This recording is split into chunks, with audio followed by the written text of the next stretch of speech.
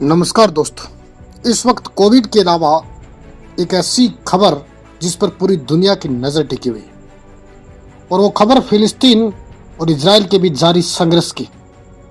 वैसे आपने कहावत तो सुनी होगी कि बोया पेट बबूल का तो आम कहाँ से होए।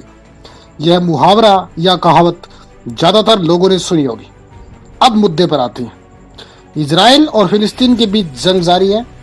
फिलिस्तीन जमीन से, हमास इजराइल और पश्चिमी देश इसे आतंकी संगठन बताते हैं। इजराइल पर हजारों रॉकेट दाग चुका है। जवाब में इजराइल हवाई हमले कर रहा है। इजराइल में 8 और हमास के कब्जे वाले गाजा पट्टी में 88 लोगों की मौत हो चुकी है। दुनिया अमन बहाली की कवायद शुरू कर चुकी है और ये अब तक की कहानी का एक लबोलुआब है। जो लोग इजराइल फिलिस्तीन विवाद से ज़्यादा वाकिफ नहीं है उनके लिए हमास नया नाम है। इजराइल इसकी तुलना अलकायदा और इस्लामिक स्टेट से करता है, लेकिन सच्चाई ये है कि हमास को जन्म देने वाला इजराइल ही है।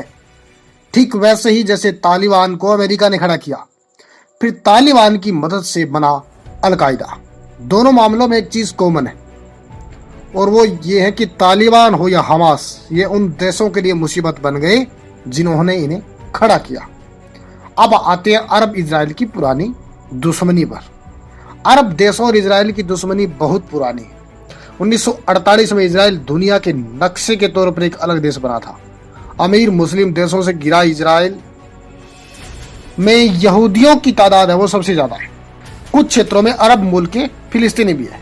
कई साल तक ये अमन से रहे, लेकिन इन दिनों इजराइल के यहूदियों और अरब लोगों में दंगे हो रहे हैं।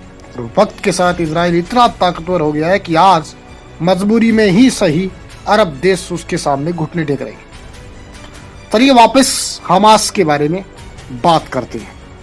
हमास कैसे और क्यों बना। बहरहाल इजराइल के जन्म के बाद भी फिलिस्तीनी से उनका संघर्ष हर स्तर पर जारी रहा। फिलिस्तीनी नेता यासिर अराफात का भारत में भी काफी सम्मान रहा और वे इंटरनेशनल फोरम पर ताकतवर भी थे। इजराइल को जब लगा कि डिप्लोमेटिक लेवल पर वो फिलिस्तीन के सामने कमजोर पड़ रहा है, तो 1970 के दशक में जो आखिरी वक्त था उसमें फिलिस्तीन के एक कट्टरपंथी संगठन को उदारवादी फिलिस्तीनी नेताओं के विरोध में खड़ा कर दिया और इसको नाम दिया गया हमास। हालांकि हमास की औपचारिक स्थापना 1987 में मानी जाती है। द इंटरप्रेट.com के मुताबिक इजराइल के पूर्व जनरल इज़ाक शेरेव ने कहा था कि जहर से जहर मारने की ये नीति एक ऐतिहासिक गलती थी। इजरायली सरकार ने मुझे हमास के लिए बजट भी दिया था, इसका अफसोस हमें आज भी है। शेरेव 1980 के दशक में गाजा के गवर्नर भी रहे हैं। अब इजराइल ये मान रहा है कि हमास में तकरीबन फिलहाल 27,000 लोग हैं। इन्हें आर्म्ड फोर्स के सैनिकों जैसी ट्रेनिंग भी दी गई। अब हमास की ताकत के बारे में थोड़ा सा हम जान लेते हैं। हमास ने फिलिस्तीन की लिबरल लीडरशिप को धीरे धीरे किनारे कर दिया और खुद फिलिस्तीन आंदोलन का झंडा बरदार बन गया। इसमें 90% युवा फिलिस्तीनी है। एक रोचक तथ्य है कि हमास को ज्यादातर मुस्लिम देश पत्थरों से जंग लड़ने वाला संगठन कहते हैं, लेकिन सच्चाई क्या है ये आप इन दिनों जारी जंग में देख सकते हैं। उनके पास हजारों रॉकेट भी है और लॉन्चर भी है, आधुनिक हथियार भी है और फॉरेन फंडिंग भी लगातार होती रहती है। लेकिन ये भी सही है कि ये अब भी इजराइल की ताकत के सामने बिल्कुल तुच्छ है, वो नहीं है। अब सवाल ये उठता है कि कहां से मिलते हैं इनको फंडिंग। तो टाइम.com ने 2014 में हमास पर एक स्पेशल रिपोर्ट पब्लिश की थी और उसमें कहा गया था कि हमास को अब भी कुछ अरब देश चोरी छिपे मदद कर रहे हैं। तुर्की और कतर से इसे पैसा मिलता है। हमास के एक नेता खालिद मेसाल ने तो कतर में इनका दफ्तर भी खोला था। वे तालिबान और मुस्लिम ब्रदरहुड के लिए भी ये कर चुका है। पाकिस्तान के कुछ जानकार दावा कर रहे हैं कि ईरान भी हमास को हथियार और पैसा देता है। हालांकि ईरान शिया मुल्क है जबकि अरब वर्ल्ड सुन्नी है, लेकिन हो सकता है कि इजराइल और अमेरिका पर अपने एटमी प्रोग्राम को मंजूरी देने के लिए ईरान दबाव बनाना चाहता हो और इसलिए वो हमास के कंधे पर रखकर बंदूक चला रहा है। ये इसलिए भी मुमकिन है क्योंकि इजराइल और अमेरिका ने ईरान के जनरल सुलेमानी समेत कुछ और अहम लोगों की हत्याएं की है। ईरान ने इसका बदला लेने की धमकी दी थी। जो भी हो, इतना तो तय है कि हमास को कुछ देश फंडिंग कर रहे हैं। इजराइल और अमेरिका के डर से ये खुलकर कुछ बोले या ना बोले। अब बात करते हैं हमारे पड़ोसी मुल्क अफगानिस्तान में बने उस संगठन की जिसको अमेरिका ने खड़ा किया था, यानी अमेरिका बनाम तालिबान, सोवियत संघ, जिसका कि बाद में विभाजन हो गया। 1978 में अफगानिस्तान पर कब्जे की सोवियत संघ ने कोशिश की, स्थानीय लोगों से संघर्ष चलता रहा। तब अमेरिका ने पाकिस्तान के जब के तानाशाह जनरल जिया उल हक के साथ मिलकर अफगानिस्तान के कुछ लड़ाकों को इकट्ठा किया, उन्हें तगड़ी फंडिंग की और 1994 में एक नया संगठन बना, नाम रखा तालिबान।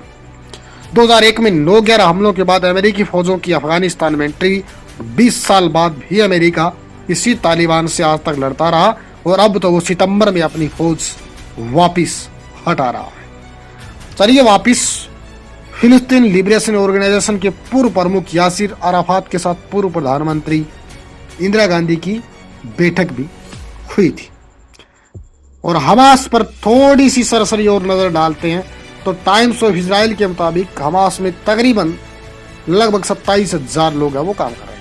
इसे 6 रीजनल ब्रिगेड में बांटा गया है और उसकी 25 बटालियन और 106 कंपनियां हैं और इसके कमांडर है वो लगातार बदलते रहते हैं। और इजराइल के पास इस बात के पुख्ता सबूत हैं कि हमास में 4 विंग है। मिलिट्री विंग के चीफ हैं अज़-इद-दीन अल-आसिम और पॉलिटिकल विंग की कमान इस्माइल हानिया के हाथों में, और इस विंग पर नंबर 2 पर है मूसा अबू मरजुक। एक और नेता है खालिद मसाल। इंटरनेशनल अफेयर्स के लिए ये मुस्लिम ब्रदरहुड पर निर्भर है और एक सोशल विंग भी है। अब तक क्या हासिल कर चुका है हमास? कई साल बाद अब हमास इजराइल को परेशान कर रहा है और उसके सदस्य आम लोगों की भीड़ में शामिल होकर इजरायली सैनिकों पर हमला करते हैं। इजराइल की ताकत के चलते अब ज्यादा मदद नहीं मिल पा रही है। हर बार झड़प में हमास को नुकसान पहुंचा है। उसके 6 कमांडर मार गिराने का दावा इजराइल की तरफ से किया जा रहा है। अब इन सब को लेकर के भारत की क्या नीति है? भारत और इजराइल के बीच में डिप्लोमेटिक रिलेशन 1992 में बने, हालांकि अनौपचारिक रिश्ते पहले भी थे। भारत ने हमेशा फिलिस्तीन की मांगों का समर्थन किया। 1988 में फिलिस्तीन को राज्य के तौर पर मान्यता भी दी, लेकिन बदलते वक्त के साथ ये नीति इजराइल के पक्ष में झुकती चली गई और 2014 के बाद दोनों देशों के बीच सैन्य सहयोग बहुत तेजी से बढ़ा। फरवरी 2018 में जब नरेंद्र मोदी इजराइल गए तो फिलिस्तीन का दौरा भी किया। भारतीय विदेश मंत्रालय हमास शब्द के जिक्र से परहेज भी करता रहा है। इसके बजाय वो इजराइल फिलिस्तीन संघर्ष को शांति से हल करने पर जोर देकर संतुलन बनाने की कोशिश करता आ रहा है। मिलेंगे किसी नए मुद्दे के साथ, तब तक के लिए नमस्कार।